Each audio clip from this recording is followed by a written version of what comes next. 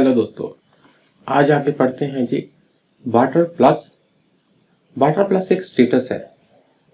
Greater Hyderabad Municipal Corporation has been certified as water plus by the ministry of Housing and Urban Affairs. तो कौन सी municipal corporation को मिला ये status? किस शहर को मिला? ग्रेटर हैदराबाद को। तो क्या ग्रेटर हैदराबाद पहली सिटी है जिसको ये स्टेटस मिला? नहीं। Indore was the first Indian city to receive the water plus tag status। ठीक, तो पहली कौन सी थी? इंदौर। तो हैदराबाद पहली नहीं है, पहली इंदौर है। अंडर द स्वच्छ Bharat mission the cities of the country are tested on the basis of various cleanliness parameters। तो सफाई के कई पैरामीटर के आधार पर अलग अलग सिटीज को क्या किया जाता है? टेस्ट किया जाता है भी वहां पर कितनी सफाई है, क्या वहां पर ओपन डिफिकेशन फ्री है, क्या वहां पर प्रॉपर वेस्ट मैनेजमेंट की सुविधा है, ये सब चीजें। ओडीएफ प्लस और वाटर प्लस, ये चार कैटेगरीज है मेनली। पहले पढ़ते हैं जी ओडीएफ क्या है। An area can be notified और डिक्लेयर्ड एज ओडीएफ, मतलब open defecation free, if at any point of the day not even a single person is found defecating in the open. भी आपको खुले में कोई भी शौच करता हुआ नहीं मिलेगा। तब आप कह दोगे ये एरिया ओडीएफ है, तो उस हिसाब से इसको ओडीएफ का टैग मिल जाता है। ओडीएफ प्लस क्या है? मतलब एक स्टेप आगे। This status is given if at any point of the day not a single person is found defecating and और यूरिनेटिंग इन द ओपन। भी कोई भी पर्सन खुले में शौच नहीं कर रहा, पेशाब नहीं कर रहा। And all community and public toilets, तो जो पब्लिक टॉयलेट्स है जो सरकार ने बनवाए हैं वो क्या है? Are functional and well maintained. तो टॉयलेट्स भी क्या है? अच्छे ढंग से काम कर रहे हैं, डिसफंक्शनल नहीं है, फंक्शनल है, और उनकी मेंटेनेंस भी अच्छे ढंग से हो रही है। तो उसको कह देते हैं क्या? ODF plus status. ठीक है जी, एक स्टेप और कर लिया। इसमें क्या है? ओडीएफ प्लस स्टेटस भी है और उसके साथ साथ जो आपका फीकल स्लज है या सीवेज है, मीन टॉयलेट का, जैसे कोई टॉयलेट का टैंकर भर गया तो जो टॉयलेट का वेस्ट है तो उसका भी ढंग से मैनेजमेंट हो रहा है, नदी नालों का वेस्ट भी ढंग से मैनेज हो रहा है। This status is given if the area is already ODF plus, पहले से ही ओडीएफ प्लस है, एंड द फीकल और स्लज, फीकल स्लज या सीवेज एंड सीवेज मीन जो टॉयलेट का निकला वेस्ट है और नदी नालों का वेस्ट है, are safely managed and treated, उसको अच्छे ढंग से मैनेज किया जा रहा है, ऐसे ही खुले में नहीं छोड़ दिया जा रहा और उनको ठीक ढंग से ट्रीट किया जा रहा है। मीन उनके जो हानिकारक प्रभाव है वो सिस्टम में ना आए। with no discharging or dumping of untreated fecal sludge and sewage into the, ठीक है जी, जो untreated fecal sludge है, टॉयलेट का वेस्ट है और सीवेज है, इसको किसी को भी into the open drains, water bodies और एरियाज, ठीक, खुले में ऐसे ही नदी नालों में और कोई तालाब में, झील में, वाटर बॉडीज में, एरियाज में किसी जगह ऐसे ही फेंक नहीं देना, उनको प्रॉपरली मैनेज करना है, ट्रीट करना है। तो कौन सा स्टेटस हो गया? ODF plus plus. आगे क्या है जी? आगे है जी, हमने ना जो वेस्ट है हमारा उसको अच्छे ढंग से ट्रीट करके फिर रीयूज कर लिया। देखते हैं कैसे है। Water plus certification is awarded to cities that have met all the ODF double plus standards. ODF plus plus standard तो है ही है, और क्या किया? ऑल्सो क्या किया? देखो, The residual sewage from residential and commercial establishments is released into the environment only after treatment.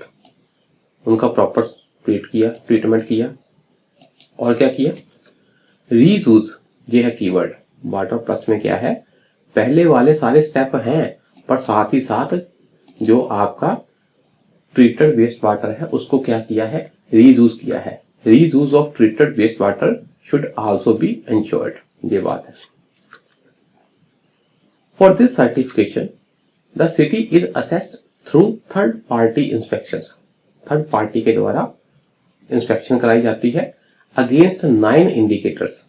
9 indicators, ये 9 इंडिकेटर के हिसाब से पानी कैसा है, रिस्पेक्टिवली विद रिगार्ड टू, कैसे कैसे, to safe discharge of sewage, sewage का डिस्चार्ज सेफ ढंग से हो, सेफ क्लीनिंग प्रैक्टिसेस हो, मैकेनिकल इक्विपमेंट सप्लाई हो, ट्रीटमेंट कैपेसिटी हो हमारे पास, ठीक, रीयूज ऑफ ट्रीटेड वाटर हो, मेंटेनेंस ऑफ ड्रेन्स हो, कॉस्ट रिकवरी, ठीक, कितनी हुई कितनी नहीं, grievance redressal mechanism and establishment of sanitation authority and response units. तो ये 9 के 9 आपने याद नहीं करने, मेन आपने याद कर लेना है कि रीयूज होना चाहिए वाटर प्लस में।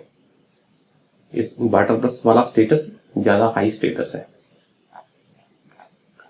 आगे है जी, एग्जाम में आ जाएगा आपको ड्रिप प्रोजेक्ट किससे रिलेटेड है। तो ड्रिप फेज 2 लॉन्च किया है सरकार ने, तो ड्रिप प्रोजेक्ट किससे रिलेटेड है, तो आपने dam rehabilitation and improvement project, इसकी फुल फॉर्म है, पूरी नहीं याद करनी, डी का निकाल लो बस, डी है कि आपने डैम से रिलेटेड है कि डैम को ठीक करना है, उसकी इंप्रूवमेंट करनी है, ठीक, उसका रिहेबिलिटेशन करना है डैम का, डी से डैम। क्वेश्चन आ जाएगा आपको, डैम किससे रिलेटेड प्रोजेक्ट है, सॉरी ड्रिप किससे रिलेटेड प्रोजेक्ट है, क्या ये ड्रिप वाटर इरिगेशन से संबंधित है, क्या ये आपको जो ग्लूकोज लगाया जाता है क्या उससे संबंधित है, क्या ये डैम से संबंधित है, क्या ये रोड से संबंधित है, ऐसे तब आप कंफ्यूज हो जाओगे। तो आपने बार बार पढ़ना है, जहां वाली ड्रिप में डी का मतलब डैम है, ठीक है जी। आगे है जी plastic waste management amendment rules 2021। तो सरकार ने प्लास्टिक वेस्ट मैनेजमेंट जो लेकर आया था, एक्ट आया था, ठीक, तो उसके अंतर्गत आपने रूल बनाए थे प्लास्टिक वेस्ट से संबंधित। तो टाइम टू टाइम सरकार उसको क्या कर रही है, अमेंड कर रही है, उसमें संशोधन कर रही है। तो 2021 वाला अमेंडमेंट क्या कहता है, उसको पढ़ लेते हैं जी हम। किसके द्वारा आया है जी, by the ministry of environment, forest and climate change के द्वारा। प्रोविजंस देख लेते हैं। It prohibits identified single use plastic items, ठीक है ना, खास सिंगल यूज जो प्लास्टिक की आइटमें हैं उसको नहीं यूज करना आपने। Which have low utility, single use plastic, single use plastic का क्या है ना कि आप उसको रीयूज इतना नहीं कर सकते, यूज किया फेंक दिया, उसकी यूटिलिटी कम है। एंड हाई लिटरिंग पोटेंशियल, पर हाई लिटरिंग पोटेंशियल का मतलब लिटर कचरा, ऐसे ही आपने सिस्टम में उसको आपने पहले यूज किया, सिस्टम में ऐसे ही फेंक दिया, ठीक। तो जिसका जो कचरे में आम पाया जाता है, तो इसको भाई बंद करो पहले। अगर पूरा प्लास्टिक नहीं बंद कर सकते तो सिंगल यूज प्लास्टिक को आपने बंद करना है बाय 2022, ठीक। जो पहले हमारे रूल आए थे उसमें ये कहा गया था 2022 तक सिंगल यूज प्लास्टिक हमने बंद कर देना है। अब न्यू रूल क्या कहते हैं, the new rules will replace the existing plastic waste management rule 2026 that was amended in 2018, ठीक। तो मैंने बताया कि ये रूल्स समय समय पर अमेंड हुए हैं, 2016 में आए, फिर 18 में अमेंड हुए, फिर बाद में फिर हमने 21 में अमेंड किया। क्या कहता है इसमें, कहता है वो कैटेगोरिकली, देखो, मैन्युफैक्चर करना, इंपोर्ट करना, स्टॉक करना, distribution, sale and use of single use plastic including polystyrene and expanded polystyrene commodities, ठीक है ना। ये सारा क्या है, सारा क्या है, shall be prohibited with effect from 1 July 2022, ये लिखा गया इसमें, ठीक है जी। Single use plastic including polystyrene and expanded polystyrene commodities, ये क्या कर देना है, प्रोहिबिट कर देना है, ये बात हुई, ठीक है ना। The ban will not apply to commodities, किसके ऊपर नहीं अप्लाई होता, ये भी देख लो। मेड ऑफ कंपोस्टेबल प्लास्टिक्स, ऐसा प्लास्टिक जिसकी कंपोस्ट खाद बनाई जा सकती हो, उसके ऊपर ये वाले रूल नहीं अप्लाई होते।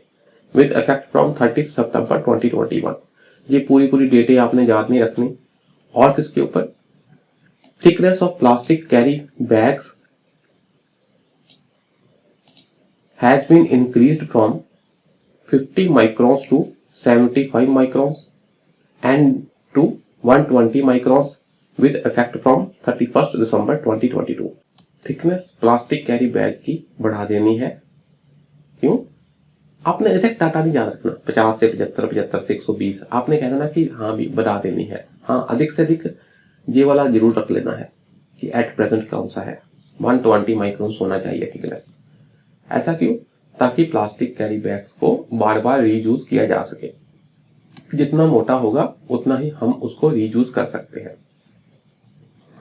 आगे है जी एक्सटेंडेड प्रोड्यूसर रिस्पॉन्सिबिलिटी, ये क्या है, ये कंसेप्ट है एक भी, जो प्रोड्यूसर है जिसने उस प्रोडक्ट को पैदा किया है उसके ऊपर रिस्पॉन्सिबिलिटी डाल दो, उसके ऊपर रिस्पॉन्सिबिलिटी डाल दो भी, आपने जो प्रोडक्ट है हमारा उसको मैनेजमेंट की रिस्पॉन्सिबिलिटी आपके ऊपर है। चाहे आपने बेच दिया उसको प्रोडक्ट को, पर अगर आपने पैदा किया है तो आपके ऊपर रिस्पॉन्सिबिलिटी है कि जब वो प्रोडक्ट पूरी तरह यूज हो जाए तो वो जो उसका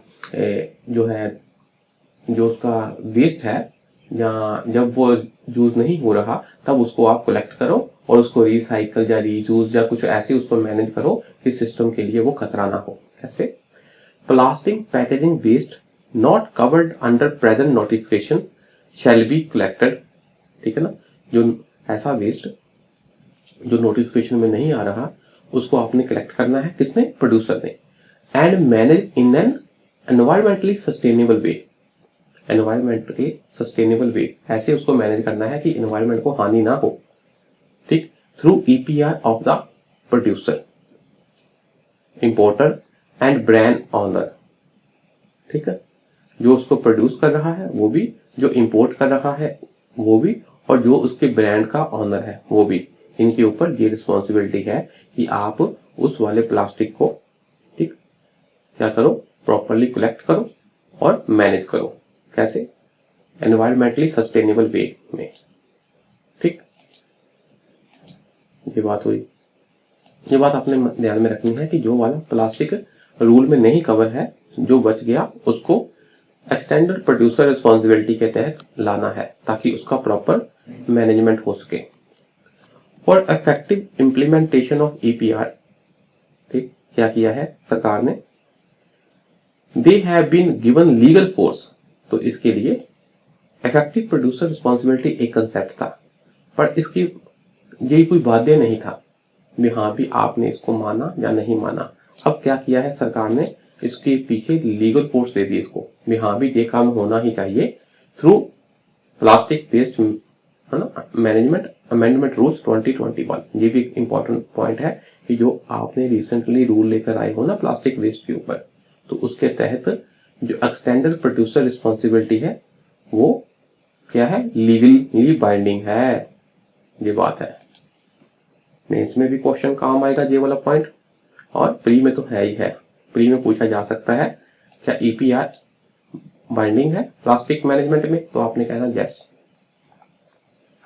आगे है जी CAMPA, compensatory afforestation fund management and planning authority, ठीक, देखो आपने पेड़ काटे तो उसके एवज में उतने ही आपने एफॉरेस्टेशन करनी है, फॉरेस्ट लगाने हैं, कंपनसेटरी एफॉरेस्टेशन, तो इसके लिए एक पूरा फंड बना दिया। तो अगर फंड बना दिया तो उसकी मैनेजमेंट के लिए, प्लानिंग के लिए एक आपने अथॉरिटी भी बना दी।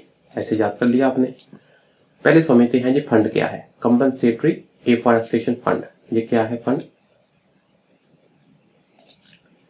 Fund collected for nearly a decade as environmental compensation from industry which has raised forest land for its business plan। तो तकरीबन पिछले एक दशक मतलब 10 सालों में ये फंड हमने कलेक्ट किया है। कहां, किससे? इंडस्ट्री से। क्योंकि इंडस्ट्री ने अपने बिजनेस के लिए क्या किया था? फॉरेस्ट लैंड को तबाह किया था। फॉरेस्ट लैंड के वृक्ष काटकर वहां पर इंडस्ट्री वगैरह सेटअप की। तो अगर आपने फॉरेस्ट लैंड को रेज किया है, तबाह किया है अपने बिजनेस के लिए, तो आपसे क्या हमने लिया है? एनवायरमेंटल कंपनसेशन लिया है। हम एनवायरमेंट को खराब करने के लिए प्रॉपर कंपनसेशन लिया है। तो वो क्या है? हमारा फंड। तो इस फंड को मैनेज करने के लिए एक अथॉरिटी बना दी, उसको कहते हैं कैंपा, मतलब authority to execute the fund. इस फंड का निवारण करने के लिए, इसको यूज करने के लिए एक अथॉरिटी बना दी। ठीक है जी, कैंपा। आगे है जी plastic waste management programme. Plastic waste को मैनेजमेंट करने के लिए प्रोग्राम लॉन्च किया है। किसने? यूएनडीपी ने। कहा? इंडिया में। ठीक है जी, सिंपल पढ़ लो आप। ये क्या करता है? It promotes collection, segregation and recycling. Collection करना, अलग अलग प्रकार के वेस्ट को सेग्रीगेट करना और फिर रिसाइकल करना। किसको? Of all kinds of plastic to move towards a circular economy. ठीक है ना, प्लास्टिक सर्कुलर इकोनॉमी की तरफ बढ़ना। मतलब आपने पैदा किया, यूज किया, फिर दोबारा वेस्ट वाले को कलेक्ट किया और रीयूज करने के लिए रिसाइकल किया। ठीक है जी। आगे है जी ग्राम उजाला योजना। उजाला योजना आ जाएगा आपको एग्जाम में। ये किससे संबंधित है? ये संबंधित है जी एलईडी बल्ब से। आपने एलईडी बल्ब लगवाने हैं अधिक से अधिक। ठीक है, एलईडी बल्ब, ग्राम उजाला योजना, उजाला करना है। ठीक, तो मीन्स में आपको क्वेश्चन आ सकते हैं ना, जैसे आपको क्वेश्चन आ गया कि सरकार ने एनवायरनमेंट को सस्टेनेबल रखने के लिए या क्लाइमेट चेंज से निपटने के लिए क्या क्या किया है, तो उसमें आप ये स्कीम भी लिख सकते हो, ग्राम उजाला योजना, ताकि आप एलईडी बल्ब लेकर आओ। क्या है इसमें? High quality LED bulb is provided at ₹10 per bulb in exchange of working 60 watts and 100 watts incandescent bulbs. तो जो आपके इनकैंडिसेंट बल्ब है ना, इनकैंडिसेंट मतलब जिसमें फिलामेंट वगैरह गर्म होकर रोशनी देता है, तो ऐसे बल्ब्स को आपने एक्सचेंज करना है। किससे? एलईडी बल्ब से। तो सरकार आपको क्या देगी? सब्सिडी देगी, है ना, बहुत ही सब्सिडाइज रेट पर, मतलब 10 रुपए में बल्ब दे देगी एक एलईडी बल्ब। इनकैंडिसेंट बल्ब मतलब where there is a wire that heats up to glow, जिसमें एक वायर होती है जो गर्म होती है और हमको रोशनी देती है, बल्ब हमको रोशनी देता है। Every house hold can exchange A maximum of 5 bulbs. तो हर घर अधिक से अधिक 5 बल्ब ऐसे एक्सचेंज कर सकता है। The government will also install meters at these houses. ठीक है जी, तो मीटर्स भी इंस्टॉल किए जाएंगे। अधिक डीप नहीं जाना कितने घरों को मिलेगी, कितना बल्ब मिलेंगे, 5 मिलेंगे, 6 मिलेंगे, कोई बात नहीं, बस मिलेंगे सब्सिडाइज। आगे है जी शून्य प्रोग्राम। शून्य ये किससे संबंधित है? ऐसा पूछ लिया जाएगा। Labelling for net zero energy buildings. ठीक है ना, इसके तहत लेबलिंग की जाएगी। किसको? नेट जीरो एनर्जी बिल्डिंग्स को। यहाँ भी इस एनर्जी में क्या है, जो ऊर्जा की खपत है, एनर्जी की कंजम्पशन है, वो नेट जीरो है। मीन आपको जितनी चाहिए उतनी ही उस बिल्डिंग में पैदा की जा रही है, चाहे सोलर पैनल के थ्रू, ठीक है, चाहे किसी और के थ्रू। देखो, net zero energy buildings are highly efficient energy buildings with extremely low energy demands. तो उनकी एनर्जी डिमांड्स क्या होती है? काफी लो, जीरो नहीं होती, ऑलमोस्ट ना के बराबर, वेरी लो होती है। क्योंकि उनको ऐसे बनाया जाता है कि जैसे सूरज की किरणें उन पर पड़े और प्रॉपर रोशनी हो जाए, नेचुरल रोशनी ही काफी यूज हो जाए। एक बात, हवा ऐसे गुजरे, ठीक, कि वहां पर अधिक आपको गर्मी ना लगे। तो बिल्डिंग की कंस्ट्रक्शन ऐसे की है कि आपको एनर्जी की डिमांड बहुत आपकी कम हो। अगर हो भी तो आपने उसी बिल्डिंग में ऊपर सोलर पैनल वगैरह लगवाकर किसी भी तरह ऐसे एनर्जी प्रोड्यूस भी कर ली है। आगे है जी मिशन इंद्रधनुष। इंद्रधनुष ये क्या है? ठीक, मिशन इंद्रधनुष क्या है? Launched in 2014। क्या है इसका aim? It aims to achieve full immunization coverage. Full immunization coverage, ठीक, for all children up to 2 years and pregnant women. 2 साल के बच्चे और सभी 2 साल के बच्चे और प्रेग्नेंट मदर को क्या कर देना है आपने? इम्यूनाइज कर देना है। इम्यूनाइज समझते हो? भी उनको रोगों से लड़ने के लिए जो आप देते हो, जैसे पोलियो की बूंदें पिलाई जाती हैं ताकि पोलियो ना हो, इसी प्रकार और जो हमारे प्रिवेंटेबल डिजीज है, जो हमारी इम्यूनिटी बूस्ट होने के कारण हम प्रिवेंट कर सकते हैं, तो उसके लिए इम्यूनाइज कर देना है। मतलब आपकी इम्यून सिस्टम को बढ़ा देना है। आपको दवाई की बूंदे पिलाकर या किसी और तरीके से भी दवाई आपको देकर आपको इम्यूनाइज कर देना है। कैसे? इसका देखो वर्जन 3 चल रहा है। Now mission Indradhanush 3.0 is being conducted in pre identified areas. मतलब सभी जगह नहीं, कुछ कुछ आइडेंटिफाइड एरिया पर मिशन इंद्रधनुष का वर्जन फेज 3 चल रहा है। बेनिफिशियरीज फ्रॉम माइग्रेशन एरियाज, ऐसे एरियाज जिसमें प्रवासी मजदूर अपने घर वापस आए हैं, ठीक, and hard to reach areas, ऐसे एरियाज जहां पर जाना कठिन है, विल बी टारगेटेड, इनको टारगेट किया जाएगा, as they may have missed their vaccine doses during the pandemic, क्योंकि पेंडेमिक के दौरान हो सकता है जहां पर इनको वैक्सीन ना मिली हो, क्योंकि हार्ड रीच एरिया में हो सकता है वैक्सीन ना पहुंच पाई हो, इनको नहीं मिली हुई वैक्सीन, ठीक। और जो माइग्रेशन एरिया है जहां पर प्रवासी मजदूर घर वापस आए हैं, हो सकता है उनको वैक्सीनेशन ना मिली हो, या क्योंकि वो दूसरे एरिया से आए हैं तो उनमें वायरस कैरिंग करने की पोटेंशियल संभावना ज्यादा हो, तो इसलिए इनको फोकस किया है। आपने अधिक डीपली नहीं जाना, ये करना है कि मिशन इंद्रधनुष किससे रिलेटेड है?